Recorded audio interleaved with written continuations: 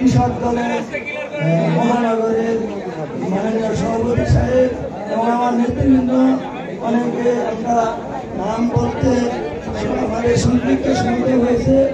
আমরা আজকে যে আমরা 1952 সালের ভাষা আন্দোলন দেখি নাই, 1971 সালের স্বাধীনতা দেখি নাই, আমরা 2024 সালে যে স্বাধীনতা দেখেছি। আমাদের ছাত্র ভাই এবং আবু সাহিদ এবং মুখ্য আমাদের অনেক অজানা ছাত্র ভাইয়েরা এবং আমাদের দেশনেত্রী খালেদা জিয়া আমাদের যেভাবে আমাদের মহাসচিব ঘোষণা দিয়েছে আমরা আন্দোলন করেছিলাম এবং আমরা যাতে এই স্বাধীনতা ধরে রাখতে পারি এইটাই। এবং আমি ছাত্রদের রুহের মাধ্যমে কামনা করে এবং আমার দেশনেত্রী এবং খালেদা জিয়ার সুস্থতা কামনা করে আমি আমার বক্তব্য শেষ করলাম।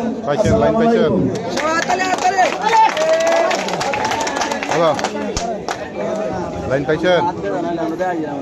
এই সরকারের আন্দোলনের নির্যাতনের শিকার, এই স্বৈরাচারী সরকারের যে আন্দোলন নির্যাতনের শিকার হয়েছিল শত কারামুক্ত আমাদের 17 নম্বর বিএনপির সম্মানিত সাংগঠনিক সম্পাদক শামসুল ভাইকে আপনাদের সবার সামনে পরিচয় করে দিলাম। শামসুল ভাই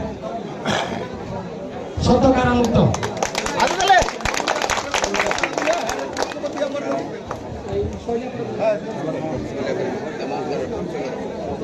আমাদের গাজীপুর মহানগর মহিলা দলের নেত্রী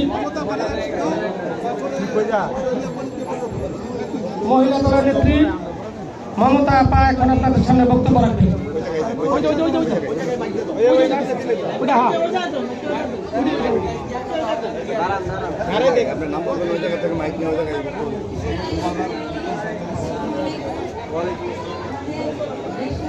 আপনার তো কাছে নেন,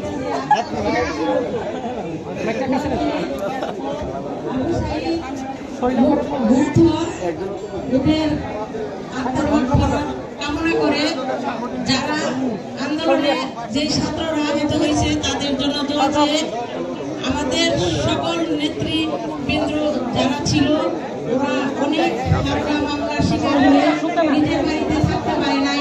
আলহামদুলিল্লাহ এখন তারা সবাই যাদের বাড়িতে থাকতে পারবে। সবার জন্য আলহামদুলিল্লাহ সবাইকে ধন্যবাদ জানিয়ে শেষ করছি। আসসালামু আলাইকুম।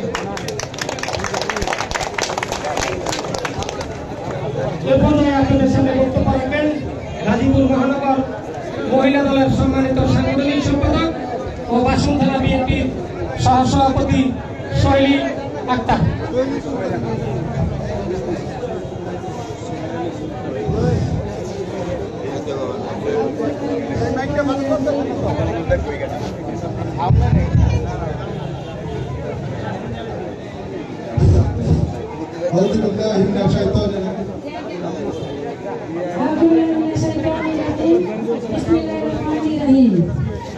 সবাই জানবে প্রথমে জানা আসসালামু আলাইকুম।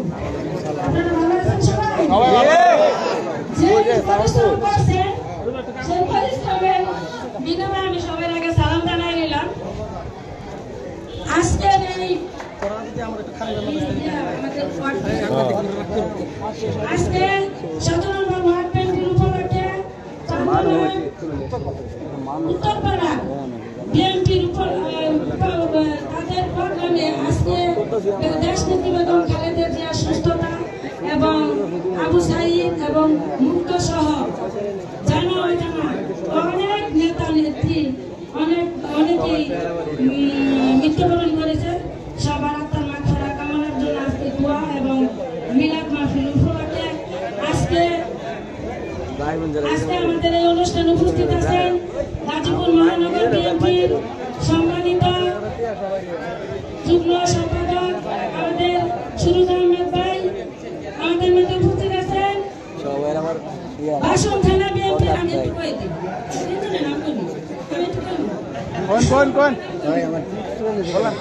বাসন থানা বিএনপির সাধারণ সম্পাদক মনিরুল ইসলাম মনির ভাই, আমাদের মধ্যে উপস্থিত আছেন গাজীপুর মহানগর কৃষক দলের আহ্বায়ক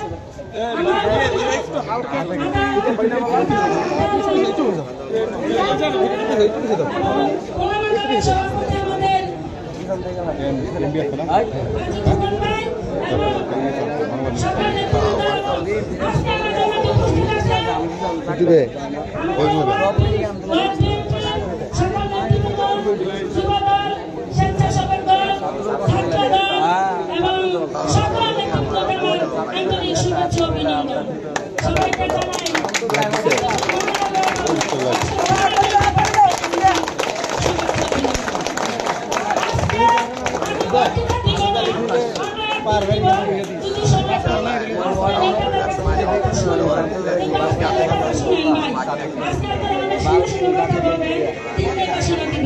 আমি আপনাদের কাছে একটু দোয়া চাই এবং আগামী দিনে আমাদের এই যে এত পরিশ্রমের পরে আজকে যে দিনটা ফেরত পাইছেন এই জন্য সবাই খুশি না?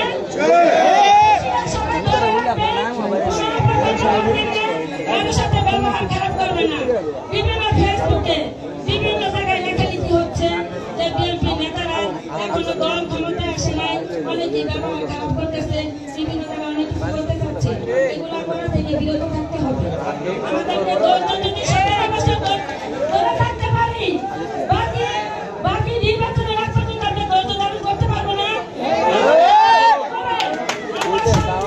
নেতারা যে দিক নির্দেশনা দিবে সেই নির্দেশনা অনুযায়ী আমরা কাজ করবো এবং সামনে আমাদের দলকে ক্ষমতায় আনার জন্য ভালো নির্বাচন যেন উপস্থাপন করতে পারি সেই কামনা করে আমি আমার চৌকির বক্তব্য শেষ করতে সবাইকে ধন্যবাদ।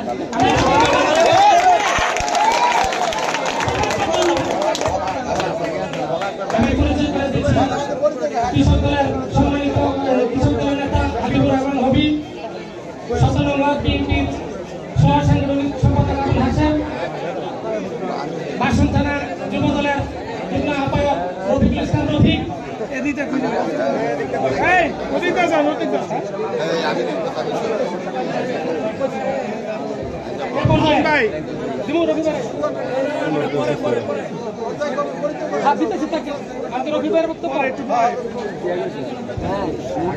পর্যায়ে আপনাদের সামনে বক্তব্য নিয়ে আসছেন আমাদের 17 নং ওয়ার্ড বিএনপির সম্মানিত সাধারণ সম্পাদক আলহাজ মোহাম্মদ রফিকুল ইসলাম। স্যার ঠিক আছে।